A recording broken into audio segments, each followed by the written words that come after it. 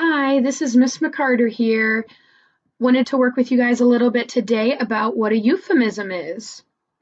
So let's go ahead and get started. The definition of a euphemism is a polite or a nicer way of saying something.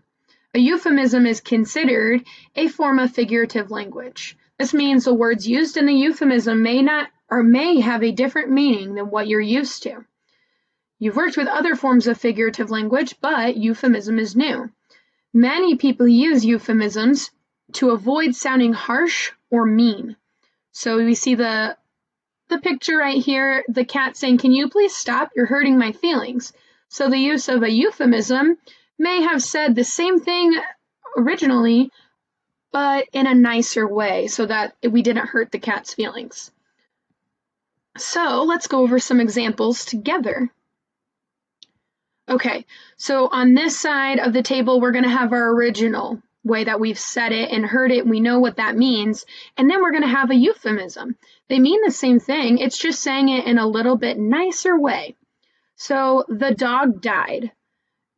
Saying something died can be very harsh.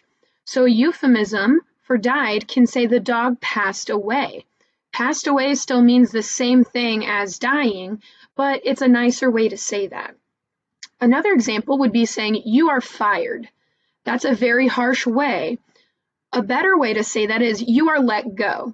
So a boss could call an employee in and say, "I'm sorry, we have to let you go," rather than saying, "You are fired." Another example here is saying, "My dad is cheap." Sometimes that can be taken as rude if somebody is called cheap. So a nicer way to say that would be, "My dad is economical," or "He thinks about how he spends his money." It's a little bit nicer way to say that. And then the last one is, "That family is poor." You usually wouldn't point that out. A nicer way to say that is, "The family is working class." So many members of the family have jobs to help out. Okay, so now that we've gone through a few examples, let's practice together. So I put some examples of an original way you would hear it, and then putting it in a nicer way or including a euphemism instead. So first, let's read through these and see which ones match up together. So I need to use the restroom. Okay, that's what I would usually say to a teacher if I needed to go, right? Do you see anything on here that looks like maybe a harsher version of that word? Oh, I'm skimming through here. Oh, "He needs to go pee." That's not something you usually would ask a teacher, right? You would say, "I need to use the restroom." So I'm going to move this over. "He needs to go pee" would be our original. That's not something you would say normally to a teacher. That's a little too harsh. So instead, you would say, "I need to use the restroom." That's a much more appropriate way to ask. All right, we have a couple more examples here. So the man is fat. Let's see what else might match that. The man is fat. That sounds somewhat harsh to me. I would be offended if somebody said that I was fat. I see here, ooh, the lady is big boned. If somebody called me big boned, I wouldn't be nearly as offended as if somebody had called me fat. So that means that the man is fat is going to be our original statement. A nicer way to say that, or our euphemism, is going to be, "The lady is big boned." Now we are down to two remaining examples. So let's look at these. "She is between jobs," and "I was fired." Which would be the harsh or the original way that people say that? I think of "I was fired." That's harsh. If somebody fires you, that would make me feel bad. But if you say somebody is in between jobs, that could mean that maybe they weren't necessarily fired, but they're looking for a new job. So that's a little bit nicer way to say that, less offensive. Awesome. Now that we've practiced, let's head to a little bit more practice, but it's going to be more specific for the book you're going to begin reading. So, or if you have not started already, you'll be reading a book called The Giver. The Giver uses a lot of different examples of euphemisms, so we're going to go over a few of those together so that when you read them in the book, it will make total sense. But for each of these sentences, after I read it, I would like for you to think in your head, what do you think that could mean? It's okay if it's not correct, but use the words around the underlined word to figure out what it might mean. So our first example, he and the other nurturers were responsible for all of the physical and emotional needs of every new child during its earliest life.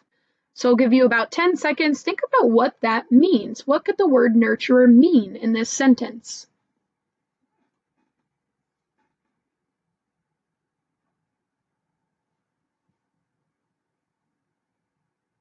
Okay.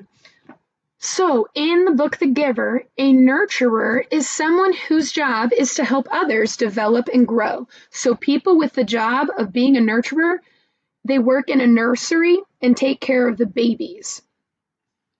Let's move on to the next example. When you receive memories, you have the capacity to see beyond. You'll gain wisdom then, along with colors. So what do you think capacity to see beyond might mean in The Giver? I'll give you another few seconds to think about that.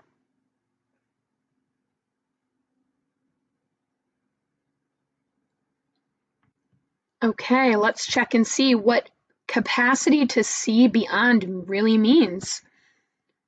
Oh, so it looks like if you have the capacity to see beyond, you're able to see what happens in the past and have memories of previous experiences without ever experiencing them.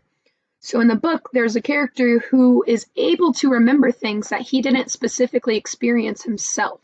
So the capacity to see beyond, that is what that means, okay?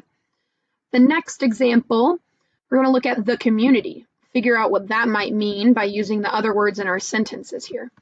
How could someone not fit in? The community was so meticulously ordered, the choices so carefully made. What do you think the community might mean in the book The Giver? Again, I'll give you a few seconds to think on your own.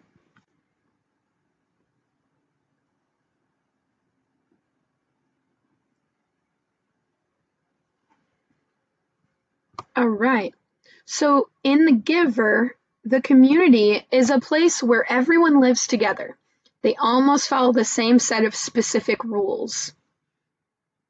So it's where everybody lives. And our last example today is going to be what a family unit is. So after reading this sentence, what do you think a family unit would mean in the book The Giver?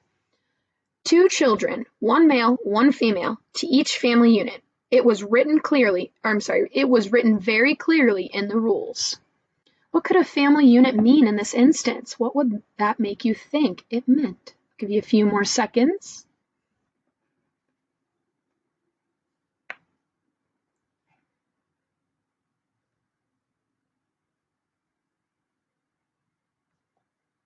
Okay, so in The Giver, a family unit is a type of artificial family that is assigned. So the parents do not actually birth the children or have a choice of who their child is. It's assigned to them. Okay, so hopefully you've learned a little bit about euphemisms, and that will help The Giver and all of the different examples that book uses make more sense. Thanks for listening.